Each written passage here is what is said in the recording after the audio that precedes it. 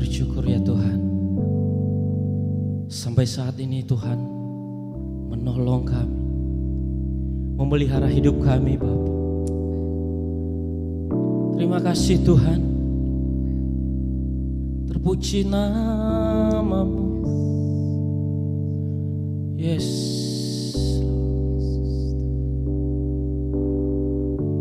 Mari jemaat Tuhan, ambil saat teduh dan menyembah Dia, mensyukuri segala yang Tuhan perbuat dalam hidup kita. Tuhan menolong kita sampai saat ini. Bahkan Tuhan menjauhkan kita dari setiap mara bahaya.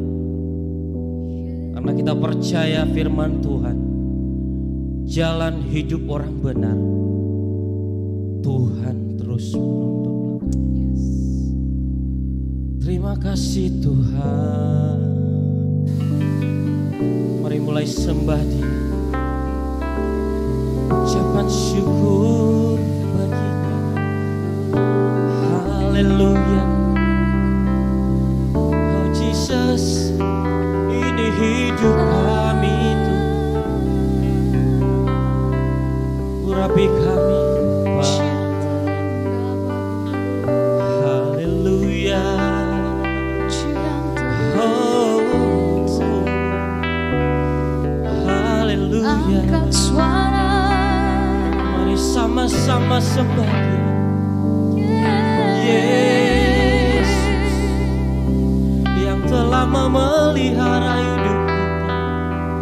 Terima kasih Tuhan, dan Engkau ajaib bagi kami. Kemurahan-Mu, kasih-Mu Tuhan.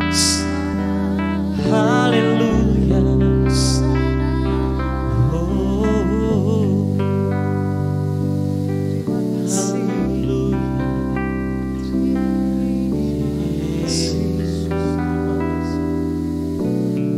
Bagi kami Tuhan, terima kasih buat segalanya. Terima kasih Bapa. Kembali kami menyembah Engkau pada pagi hari ini. Tuhan urapi setiap kami. Terima kasih Tuhan, berkati kami dimanapun kami berada Tuhan. Di rumah kami masing-masing, berkumpul dengan keluarga kami. Kami bersyukur Tuhan, jika hari ini kami boleh menyembah Engkau dalam puji-pujian. Terpuji nama-Mu Tuhan. Kami serahkan ibadah kami pada pagi hari ini di dalam satu nama, yaitu nama Yesus yang luar biasa. Terima kasih Tuhan. Demi nama Yesus kami berdoa. Sama-sama kita katakan amin. Haleluya. Haleluya. Jalan hidup orang benar pasti diserangi oleh firman Tuhan. Amin. Jalan hidup. Jalan hidup orang benar diterangi oleh cahaya firman Tuhan. Thank you Jesus. jalan hidup Orang benar semakin terang hingga rembang tengah. Apabila ia jatuh, tidaklah dibiarkan sampai tergeletak. Sebab tangan Tuhan jua yang menopangnya dan membangunkan dia kembali. Jalan hidup orang benar. Sama-sama. Jalan hidup orang benar diterangi oleh cahaya firman Tuhan. Jalan hidup orang benar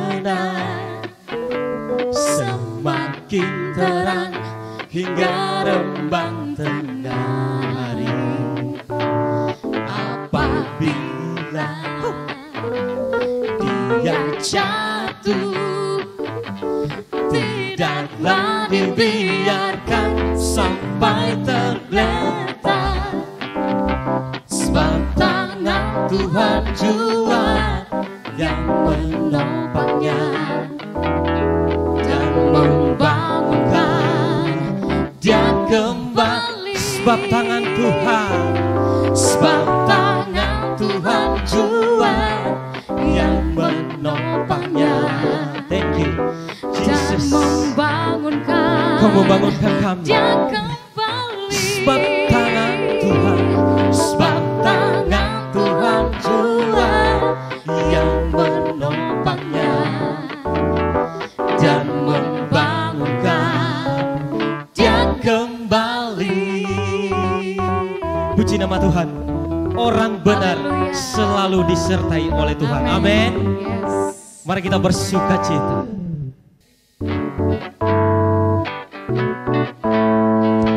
Sama-sama tepuk tangan.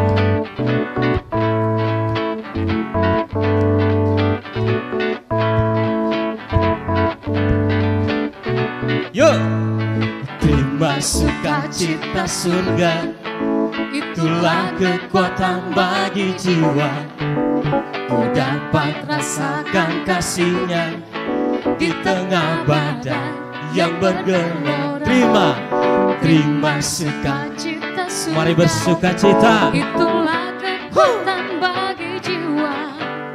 Ku dapat saksikan kuasa-Nya taklukkan badai yang bersama-sama. Haleluya, Kau ada dalam hatiku. Amin. Takkan patah semangatku. Semangat Kan hilang kekuatan karena Tuhan. Amin. Haleluya, ku mau bersorak bagimu. Sukacita surga nyata penuhiku. Sukacita Bapak Ibu. Amin. Terima sukacita surga. Itulah kekuatan Bagi jiwa. Ku Dapat rasakan kasih-Nya di tengah badai yang bergolak. Terima sukacita Tetap bersukacita. surga. Itulah kekuatan bagi jiwa. Ku dapat saksikan kuasa-Nya taklukkan badai yang bergelora. Haleluya, haleluya, Kau ada dalam hatiku. Takkan patah semangat, jangan patah semangat, takkan hilang kekuatan. Bersukacita, haleluya, ku mau bersorak bagimu. Sukacita surga nyata penuhi. Haleluya, haleluya, Kau ada dalam hatiku. Amin. Takkan patah semangatku, takkan hilang kekuatanku. Haleluya, ku mau bersorak bagimu. Sukacita surga nyata penuhiku. Sukacita, sukacita surga nyata penuhiku. Sukacita, sukacita surga nyata penuhiku. Bersukacita Bapak Ibu. Saya percaya bahwa Bapak Ibu Saudara bersukacita apapun keadaan kita saat ini. Saya percaya bahwa kita menyembah Tuhan, bersukacita di hadapannya. Amin. Haleluya. Saatnya kita mendengarkan firman Tuhan. Mari kita terus menyembah Tuhan. Kita percaya dan kita yakin bahwa kuasa Tuhan masih ada dan sanggup menolong setiap kita. Terima kasih Tuhan. Kami menyembah Engkau Tuhan dalam roh dan kebenaran. Ku yakin Kau hadir di sini. Ku rasakan kuasa yang tak terbatas. Ku yakin Kau nyata di sini. Kemenangan terjadi di sini. Ku yakin Kau hadir di sini. Ku rasakan kuasa yang tak terbatas. Ku yakin Kau nyata di sini. Kemenangan terjadi di sini. Mari sama-sama sembah Dia. Ku menyembah dalam kudus hadirat-Mu. Hampiri tata kasih karunia-Mu Bapa. Kekuatan, kekuatan hanya dalam hadirat-Mu, Yesusku. Hanya Kaulah segalanya.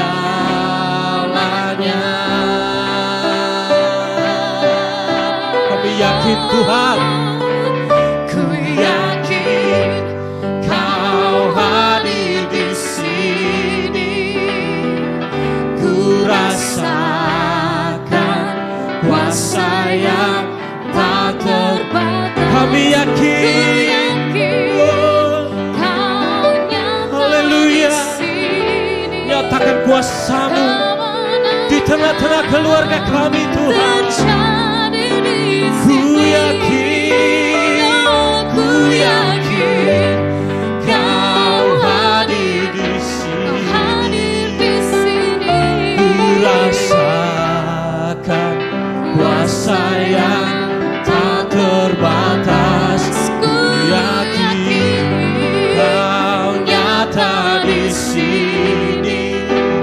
Kemenangan terjadi di sini. Kami sembah Engkau dengan segenap hati kami. Segenap hatiku memuji-Mu. Sungguh besar Engkau Yesus. Sungguh besar Kau Yesus. Segenap jiwaku menyembah-Mu. Kau besar, Kau besar, Kau besar, Kau besar, Kau besar. Terima kasih Tuhan. Ku yakin Kau hadir di sini. Nyatakan dengan segenap hati. Ku rasakan kuasa yang tak masih ada Tuhan yang menolong kita. Yakini firman Tuhan. Oh, Dia menyatakan kuasa-Nya. Terima kasih Tuhan. Ku yakin Kau hadir di sini. Hadir di sini Tuhan. Di rumah kami, di keluarga kami Tuhan. Ku yakin Kau nyata di sini.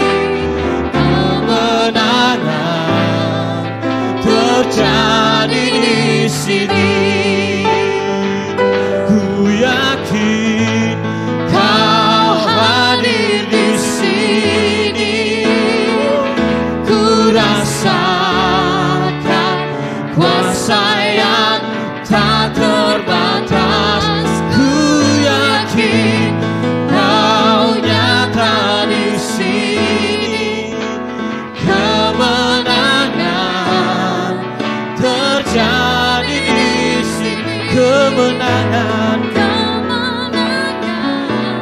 Haleluya. terjadi di sini. Kemenangan, kemenangan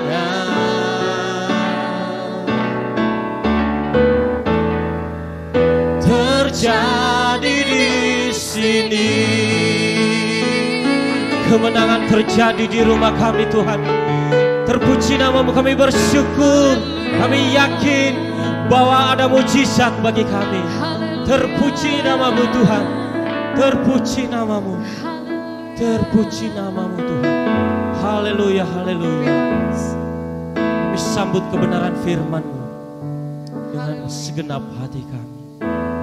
Terima kasih Bapa. Demi nama Yesus kami sudah berdoa dan mengucap syukur. Sama-sama kita katakan amin. Shalom, Jemaat GSCA El Roy Grogol yang dikasihi Tuhan. Selamat berjumpa di dalam ibadah online pada minggu kedua bulan Oktober ini. Pada hari ini, secara khusus saya akan berbicara mengenai ketabahan.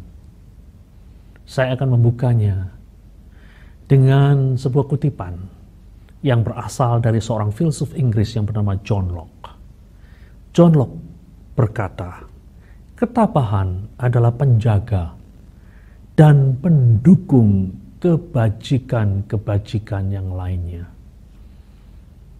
Ada banyak kebajikan yang bisa dilakukan oleh manusia, seperti kebaikan, kelembutan, kesopanan, pengucapan syukur, sukacita, penguasaan diri.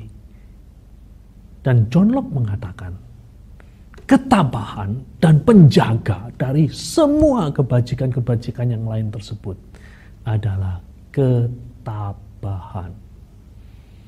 Seorang pujangga yang bernama Ralph Waldo Emerson juga mengatakan sesuatu yang sangat powerful. Dia berkata, kesabaran dan ketabahan mengalahkan segala sesuatu. Kesabaran dan ketabahan mengalahkan segala sesuatu. Kesabaran dan ketabahan memampukan manusia untuk menghadapi hal-hal tersulit yang dia harus hadapi.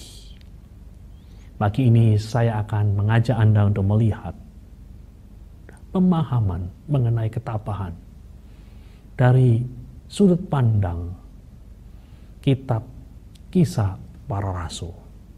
Saya akan mengajak Anda untuk melihat Kisah Para Rasul pasal 19 ayat 21 sampai dengan ayat yang ke-40.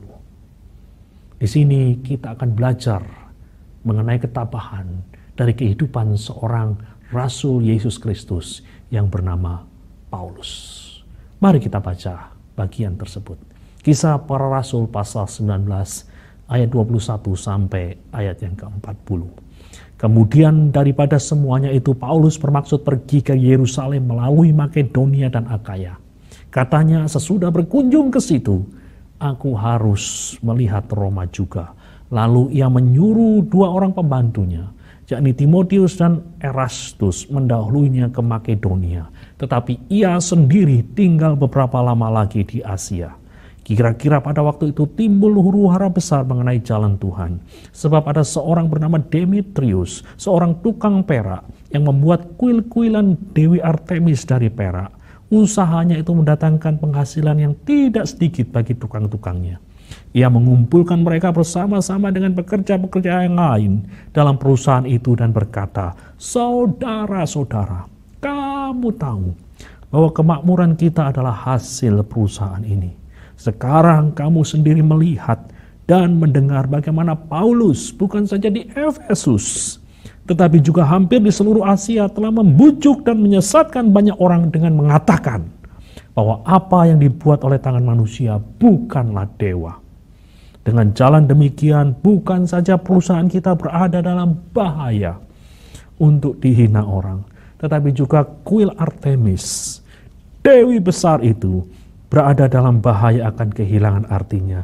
Dan Artemis sendiri, Artemis yang disembah oleh seluruh Asia dan seluruh dunia yang beradab akan kehilangan kebesarannya. Mendengar itu meluaplah amarah mereka. Lalu mereka berteriak-teriak, katanya, besarlah Artemis, dewi orang Efesus. Seluruh kota menjadi kacau. Dan mereka rame-rame membanjiri gedung kesenian serta menyeret Gaius dan Aristarkus. Keduanya orang Makedonia dan teman seperjalanan Paulus. Paulus mau pergi ke tengah-tengah rakyat itu, tetapi murid-muridnya tidak mengizinkannya. Bahkan beberapa pembesar yang berasal dari Asia yang bersahabat dengan Paulus mengirim peringatan kepadanya supaya ia jangan masuk ke gedung kesenian itu. Sementara itu orang yang berkumpul dalam gedung itu berteriak-teriak. Yang seorang mengatakan ini dan yang lain mengatakan itu, sebab kumpulan itu kacau balau dan kebanyakan dari mereka tidak tahu untuk apa mereka berkumpul. Lalu seorang bernama Alexander didorong ke depan oleh orang-orang Yahudi. Ia mendapat keterangan dari orang banyak tentang apa yang terjadi. Segera ia memberi isyarat dengan tangannya dan memberi penjelasan sebagai pembelaan di depan rakyat itu. Tetapi ketika mereka tahu bahwa ia adalah orang Yahudi, berteriaklah mereka bersama-sama kira-kira 2 jam lamanya, besarlah Artemis, dewi orang Efesus. Akan tetapi panitera kota menenangkan orang banyak itu dan berkata, hai orang Efesus, siapakah di dunia ini yang tidak tahu bahwa kota Efesuslah yang memelihara baik kuil Dewi Artemis yang maha besar maupun patungnya yang turun dari langit. Hal itu tidak dapat dibantah. Karena itu hendaklah kamu tenang dan janganlah terburu-buru bertindak. Sebab kamu telah membawa orang-orang ini ke sini, walaupun mereka tidak merampok kuil dewi kita dan tidak menghujat namanya. Jadi jika Demetrius dan tukang-tukangnya ada pengaduannya terhadap seseorang, bukankah ada sidang pengadilan dan ada gubernur? Jadi hendaklah kedua belah pihak mengajukan dakwaannya ke situ. Dan jika ada sesuatu yang lain yang kamu kehendaki, baiklah kehendakmu itu diselesaikan dalam sidang rakyat yang sah. Sebab kita berada dalam bahaya akan dituduh bahwa kita menimbulkan huru-hara pada hari ini. Karena tidak ada alasan yang dapat kita kemukakan untuk membenarkan kumpulan yang kacau balau ini. Dan dengan kata-kata itu, ia membubarkan kumpulan rakyat itu. Bapak, Ibu, serta saudara-saudara sekalian, di dalam kisah huru-hara di Efesus ini, kita bisa belajar mengenai ketabahan. Mari kita lihat yang pertama. Ketabahan adalah kesanggupan untuk tetap tenang meski berhadapan dengan cita-cita yang tertunda. Perhatikan baik-baik ayat 21. Di sana ada pernyataan Rasul Paulus, aku harus melihat Roma juga. Jelas, inilah cita-cita Paulus yang tertinggi. Pergi ke Roma. Mengapa harus Roma? Karena Roma adalah ibu kota dunia yang dikenal pada waktu itu. Roma adalah pusat pengaruh dunia yang dikenal pada waktu itu. Barang siapa bisa menaklukkan Roma, dialah yang berjaya. Paulus punya pikiran yang kurang lebih sama. Roma harus ditaklukkan, namun bukan bagi dirinya sendiri. Roma harus ditaklukkan bagi Yesus Kristus melalui pemberitaan Injil. Tetapi apa lacur, saudara-saudara? Allah belum mengizinkan Paulus menginjakkan kakinya di kota Roma. Dia harus tinggal di Asia, tepatnya di kota Efesus. Berapa lama? Cukup lama, 3 tahun. Paulus adalah orang yang punya determinasi yang cukup tinggi. Dia adalah orang yang hidupnya digerakkan oleh tujuan, purpose driven life. Sesungguhnya tidaklah mudah bagi orang seperti Paulus untuk tetap tinggal di dalam suatu tempat dalam rentang waktu yang cukup lama. Apalagi tempat tersebut tidak sesuai dengan apa yang menjadi visi dan misi dari hidupnya. Sudah pasti ada godaan untuk melangkah sebelum waktunya. Namun Paulus tidak mengizinkan kegelisahan, kegalauan hatinya untuk membuyarkan rencana Allah di dalam hidupnya. Meski cita-citanya harus tertunda selama 3 tahun, Paulus tetap tenang. Dia melakukan apa yang harus dia lakukan di dalam ruang dan waktu yang telah ditetapkan Allah bagi dirinya. Itulah ketabahan. Tetap tenang meski berhadapan dengan cita-cita yang tertunda. Seorang pakar perjanjian lama, Dr. Bruce Waltke, suatu kali bercerita tentang pengalamannya berjalan-jalan di sebuah hutan bersama dengan putranya. Di tengah jalan mereka melihat kepompong yang mulai terbuka. Di sana dia melihat ada bakal kupu-kupu yang tengah berjuang untuk keluar dari kepompong tersebut. Didorong oleh keinginan menolong kupu-kupu muda tersebut, Dr. Waltke dan putranya membuka kepompong tersebut dengan tangannya. Apa yang terjadi? Bukannya kupu-kupu muda itu bisa terbang bebas. Kupu-kupu muda itu lumpuh, tidak dapat terbang, dan tak lama kemudian mati. Dr. Bruce Waltke dan anaknya belajar sesuatu yang berharga di sini. Kuasailah dirimu, kuasailah hati dan pikiranmu. Lakukan apa yang perlu Anda lakukan. Namun jangan sekali-kali melakukan segala hal sebelum waktunya tiba. Segala sesuatu ada timingnya. Alam punya timing. Kita tidak dapat mempercepatnya. Begitu kita mempercepatnya, malapetaka terjadi. Seperti yang kita lihat dalam kasus yang dihadapi oleh Dr. Bruce Waltke. Tuhan pun punya timing di dalam kehidupan Anda, di dalam kehidupan saya. Dan adalah hal yang terbaik bagi kita untuk tidak mempercepat timing tersebut. Saya percaya sebagian besar dari antara kita, termasuk Anda, memiliki cita-cita dan impian dalam hidup ini. Apakah ada di antara Anda yang punya pengalaman yang senada dengan pengalaman dari Rasul Paulus pada hari-hari ini? Apakah ada di antara Anda yang merasa stagnan, tidak maju, tidak mundur, atau harus berbelok ke arah yang lain, atau bahkan mundur dari lintasan yang tengah mengarahkan Anda pada garis finish yang menjadi cita-cita atau impian hidup Anda? Nah, bisa jadi hal tersebut muncul karena penyakit yang tiba-tiba datang berkunjung. Bisa jadi hal tersebut karena pandemi yang saat ini kita alami.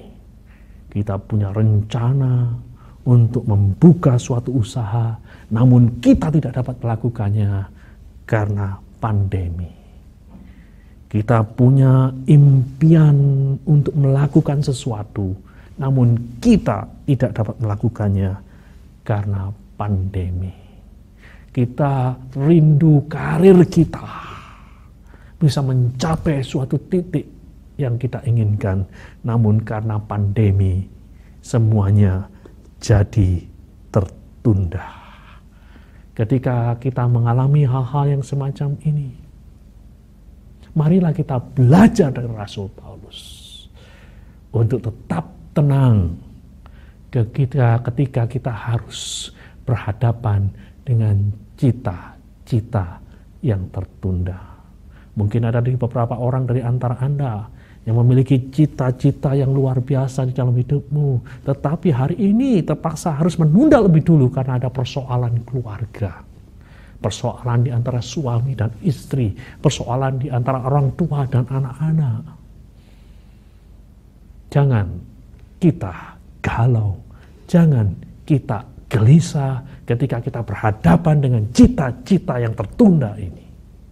Tetaplah tenang. Itulah yang disebut dengan ketabahan. Mari kita lihat hal yang kedua.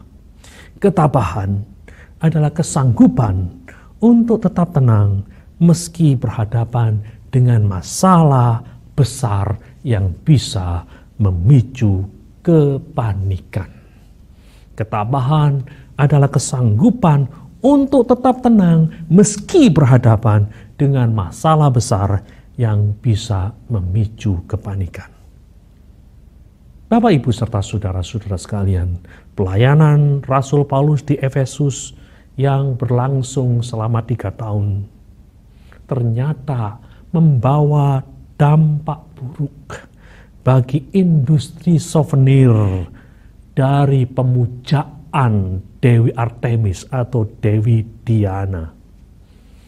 Mereka yang telah mendengar Injil dan menyerahkan hidupnya untuk Yesus Kristus di kota Efesus telah mengabaikan segala hal yang berkaitan dengan hidup lama mereka. Jimat dan patung-patung Artemis mereka bakar dan mereka buang. Ini tentu sesuatu yang sangat menggembirakan Rasul Paulus dan rekan sekerjanya yang memberitakan Injil di kota Efesus, kota yang sangat terkenal oleh karena kuil Dewi Diana. Pada abad pertama, Efesus memiliki kuil yang begitu megah, yang dianggap sebagai salah satu dari 7 keajaiban di dunia kuno. Kuil Dewi Diana dibangun dengan begitu mewah. Ada 127 pilar yang terbuat dari bahan yang sangat mahal, dari batu granit yang indah. Pokoknya, kota itu menjadi pusat penyembahan dari Dewi Artemis atau Dewi Diana dalam dunia yang dikenal pada waktu itu. Dan Anda tahu, ada orang-orang yang punya bisnis. Mereka mengembangkan industri souvenir bagi mereka-mereka yang datang untuk memuja Dewi Diana atau Dewi Artemis di Efesus. Dan ketika pemberitaan Injil meluas, orang-orang ini merasa bahwa bisnis mereka terancam. Ada seorang yang namanya ditulis dengan jelas di dalam kitab Kisah Para Rasul, Demetrius. Demetrius tidak terima dengan bisnis yang mulai tergerus karena pemberitaan Injil yang dilakukan oleh Rasul Paulus dan rekan-rekannya. Kemenangan Injil pelan-pelan mulai membuat runtuh usaha bisnisnya. Maka Demetrius mulai memprovokasi orang-orang di Efesus. Dan tampaknya Demetrius berhasil dengan baik. Ada ribuan orang yang marah dan kemudian mereka menangkap orang-orangnya Paulus.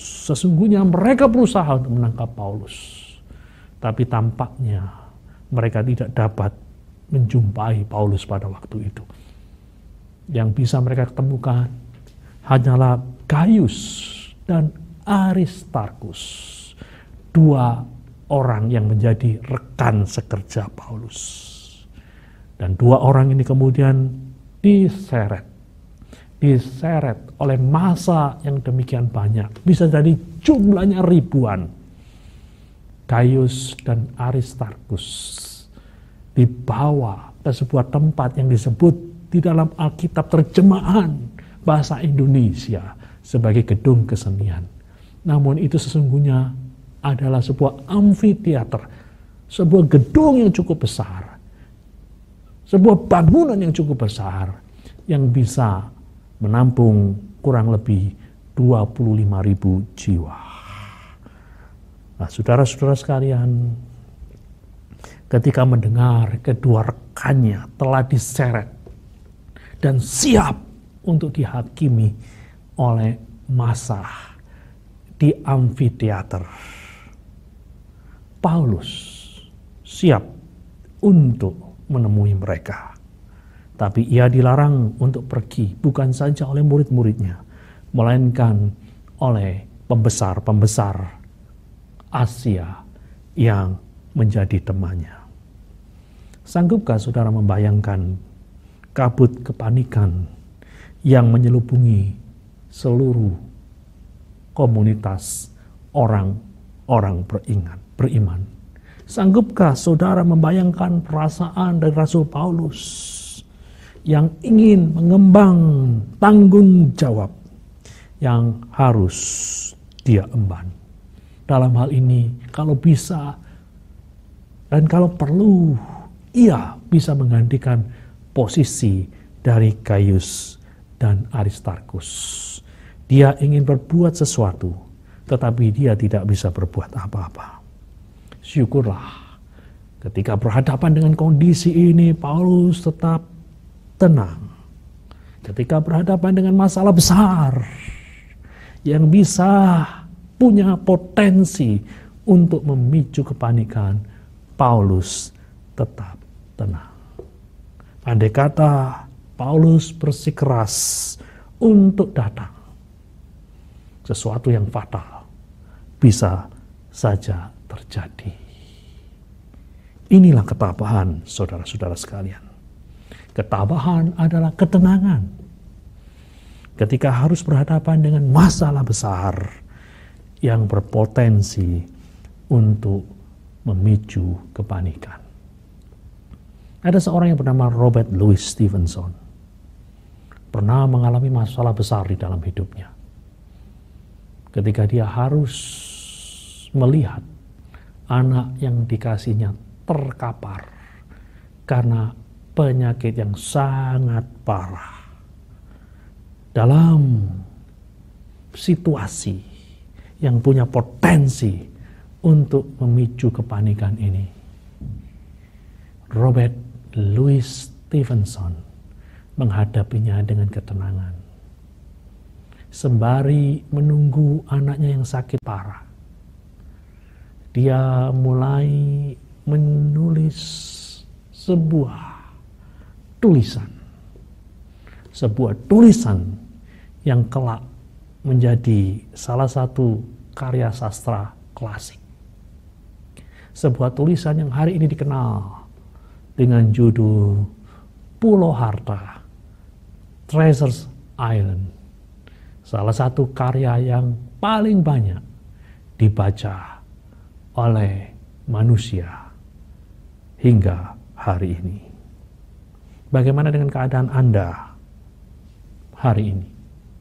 Apakah Anda panik? Apakah Anda bingung ketika berhadapan dengan masalah-masalah besar di dalam hidupmu?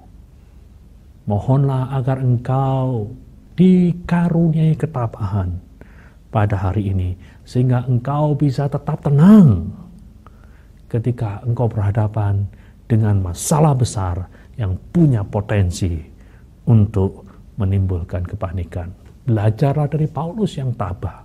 Belajarlah dari Robert Louis Stevenson yang tabah.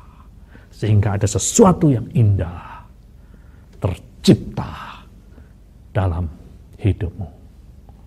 Mari kita lihat yang ketiga. Ketabahan adalah kesanggupan untuk tetap tenang meski harus berhadapan dengan ketidakpastian. Ketabahan adalah kesanggupan untuk tetap tenang meski harus berhadapan dengan ketidakpastian. Pada hari itu nasib Gaius dan Aristarkus tak dapat diketahui dengan pasti. Ada kemungkinan mereka akan tewas dihajar oleh massa yang sedang marah. Ada kemungkinan juga mereka bebas. Meski pada akhirnya Gaius dan Aristarkus bebas, ada masa-masa ketidakpastian yang harus dihadapi oleh Paulus. Secara tersirat, kita mendapatkan kesan bahwa Paulus tetap tenang meski harus berhadapan dengan situasi yang serba tidak pasti. Saya yakin di benak Rasul Paulus ada gagasan yang menyatakan bahwa apapun yang terjadi, entah Gaius dan Aristarkus itu hidup atau tewas, ada Allah yang berdaulat di balik ini semua. Paulus meyakini bahwa di dalam segala sesuatu Allah berkarya untuk mendatangkan kebaikan bagi orang yang mengasihinya. Inilah ketabahan, kesanggupan untuk tetap tenang meski berhadapan dengan ketidakpastian. Bapak, Ibu, serta saudara-saudara yang terkasih, kehidupan memang menghadapkan kita manusia dengan banyak ketidakpastian. Kalau kita membaca di dalam kitab Pengkhotbah pasal 9 ayat 1 sampai 15, di sana digambarkan bahwa hari esok itu tidak bisa dijamin dengan pasti. Bahwa keamanan itu tidak bisa dijamin dengan pasti. Bahwa sukses atau keberhasilan itu tidak bisa dijamin dengan pasti, walaupun Anda punya potensi. Dan juga kesetiaan manusia itu tidak bisa dijamin dengan pasti. Ada begitu banyak ketidakpastian. Dan satu-satunya kepastian yang ditulis oleh kitab Pengkhotbah adalah maut, kematian. Kalau Anda ingin sesuatu yang pasti di dunia ini, cuma ada sesuatu yang pasti di dunia ini, kata Pengkhotbah. Apa itu? Kematian. Di luar kematian, ada banyak ketidakpastian yang harus kita hadapi. Dan saudara-saudara sekalian, ketika berhadapan dengan ketidakpastian ini, ada banyak dari antara kita yang membuat respon yang salah. Ketidakpastian akan hari esok sebagai misal bisa menjadi penyebab kita manusia mengambil jalan pintas. Kita menghubungi juru ramal, bertanya apa yang akan terjadi besok, apa yang akan terjadi lusa, apa yang akan terjadi sebulan lagi. Ketidakpastian akan adanya keamanan di dalam hidup ini bisa mendorong kita manusia untuk terlibat dengan berbagai bentuk okultisme atau kuasa gelap, dengan harapan kita mendapatkan perlindungan dari ketidakamanan di dalam hidup ini. Ketidakpastian akan adanya sukses Walaupun kita punya potensi, membuat kita jadi apatis dan menganggap kehidupan ini ibarat lotre. Ketidakpastian akan kesetiaan dari manusia membuat kita jadi overprotective, membuat kita jadi paranoid, sehingga kita sulit untuk mempercayai sesama kita. Nah, saudara-saudara sekalian, hal-hal tersebut adalah hal-hal yang tidak baik dan punya potensi untuk menggerogoti, menghancurkan jiwa kita. Namun, jika kita memiliki ketabahan, seperti yang kita jumpai di dalam kehidupan Rasul Paulus, kita punya penawar atas segala bentuk ketidakpastian tersebut. Kita punya jawaban atas segala bentuk ketidakpastian tersebut. Orang yang tabah tahu persis hidup ini memang tidak bisa kita kendalikan seturut dengan kehendak kita. Namun orang yang tabah percaya akan adanya Allah yang baik, Allah yang adil, yang menjadi pengendali dari kehidupan ini, sehingga ia dapat dengan tenang menjalani kehidupan yang diwarnai dengan ketidakpastian ini. Ada sebuah kapal yang berlayar di tengah lautan. Tanpa disangka-sangka, badai hebat datang menerjang. Tak dapat diketahui dengan pasti apakah kapal dan seluruh penumpangnya bisa sampai ke pelabuhan yang dituju. Setelah 3 jam, badai reda dan kapal bisa melanjutkan tujuannya ke pelabuhan yang dituju dengan selamat.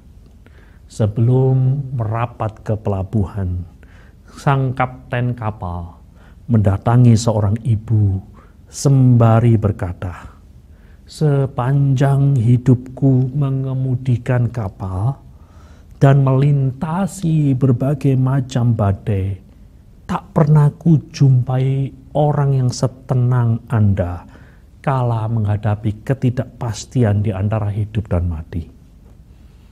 Apa sih yang menjadi rahasianya, Bu? Demikian tanya sang kapten. Sang ibu dengan kalem menjawab, "Aku punya 2 putri yang amat kucintai. Satu tinggal di kota yang sedang menjadi tujuan dari kapal kita. Dan satu orang lagi sudah tinggal di kota abadi, di surga mulia. Itulah sebabnya aku tenang. Karena entah aku bisa selamat melewati badai ini atau tidak, aku akan bertemu salah satu dari antara mereka." Suatu kesaksian yang powerful. Hari ini, jikalau Anda berada dalam situasi ketidakpastian, milikilah sikap seperti Rasul Paulus. Milikilah sikap seperti ibu tadi, tetap tenang.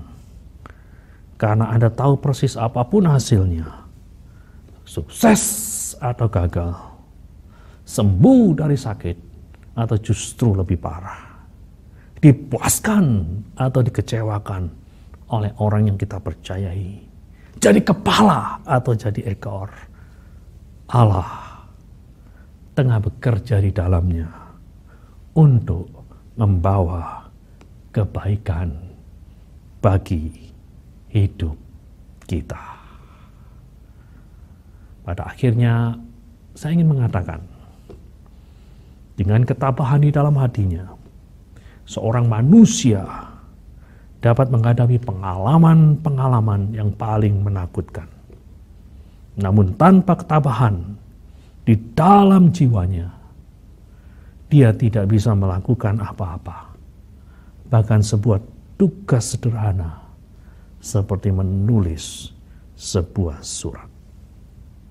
Hari ini, mari kita mohon agar ketabahan tersebut dikaruniakan di dalam hidup kita.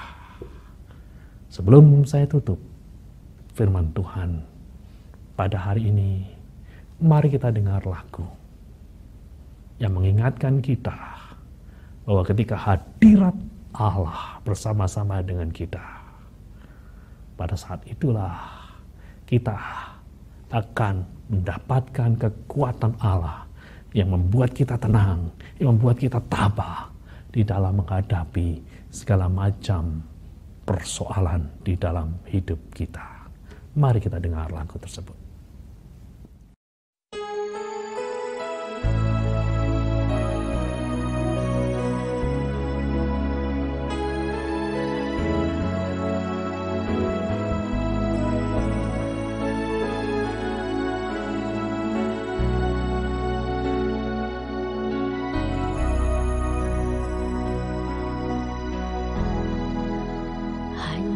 Dekat Allahku, rasa tenang hatiku, Kau sertai jalanku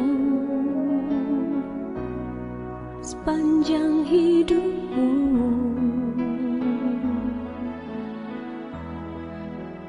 Hanya dekat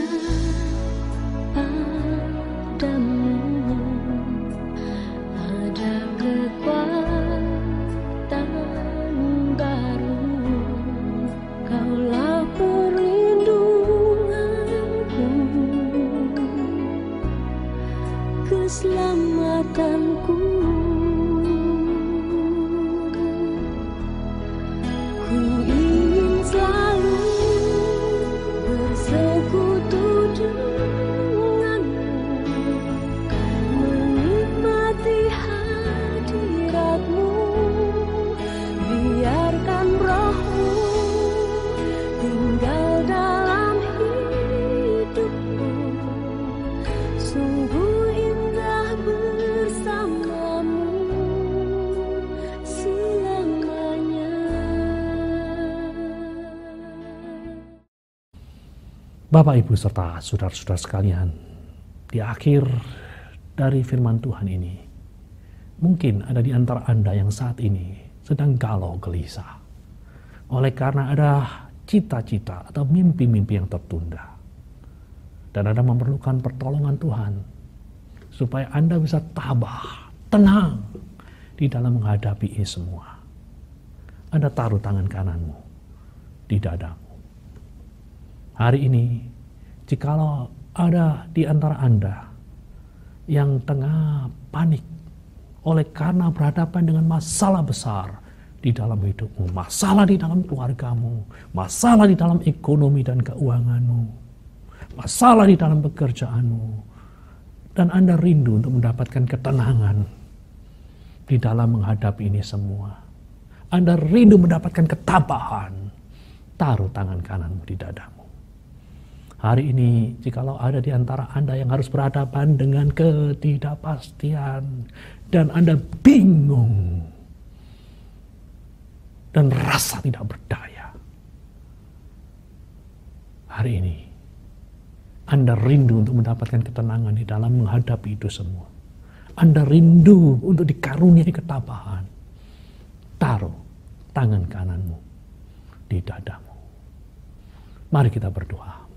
Bapa di surga, kami mengucap syukur dan terima kasih hari ini kami boleh belajar sesuatu yang berharga dari Rasul Paulus.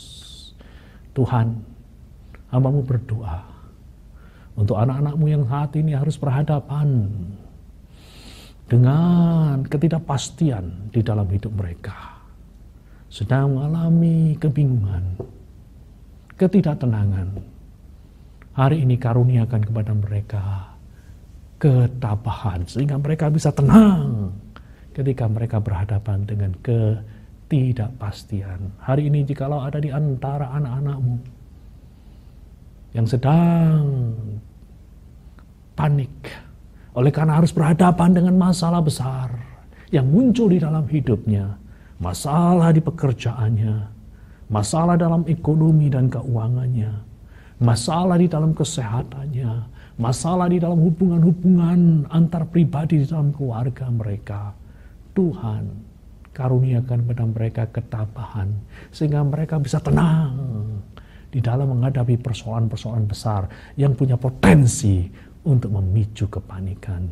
Jikalau ada di antara anak-anakmu hari ini harus berhadapan dengan masa penantian, harus berhadapan dengan cita-cita yang tertunda, berikan kepada mereka ketenangan, berikan kepada mereka ketabahan. Terima kasih Tuhan untuk firman-Mu, dan berkatilah seluruh jemaat GSJ El Roi. Demi nama Tuhan Yesus, hamba-Mu berdoa. Amin.